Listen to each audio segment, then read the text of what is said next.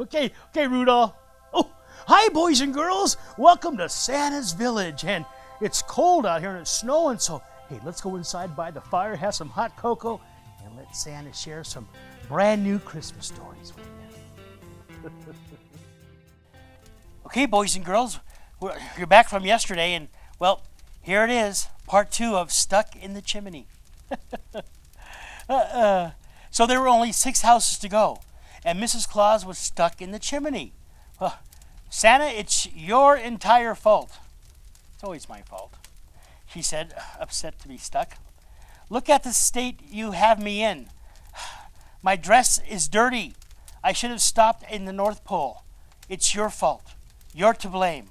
Well, I looked down at the reindeer. They had their hooves over their ears. Santa was in big trouble with Mrs. Claus. And it's not the first time. It's not my first rodeo. Just then, I thought about the top-selling present this year. I looked in my sack and found one. Yes, my anti-nagging device.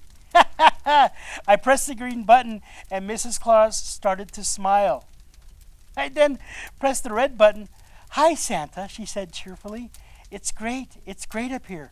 Come on up, it's fun. Phew. I had to act quickly. I took my magic key out of my pocket and went to the house. I looked up the chimney and I could see Mrs. Claus' legs dangling down. I thought, well, Chalky the chimney sweep, an old friend of mine, might be able to help. Rudolph, quick, get Chalky on the phone, I ordered. Within minutes, he was there. He assembled his brushes and tried to push Mrs. Claus out of the chimney. It did not work. All it did was stick her up a little more, a little harder, and make her laugh. Well, what was I going to do? Then Rudolph made a suggestion.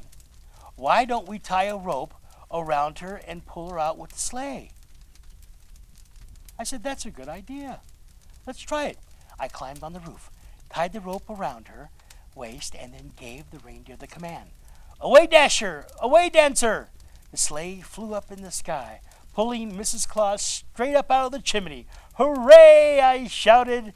But then all of a sudden the rope snapped and Mrs. Claus came tumbling down and landed in a snowdrift. Whew. I immediately held both the green button and the red button down together. I finished delivering all the presents with one hand and flew back to the North Pole. I'm very sorry to the gentleman who didn't receive his present last year, but I had to use it on Mrs. Claus, the anti-nagging device. Merry Christmas.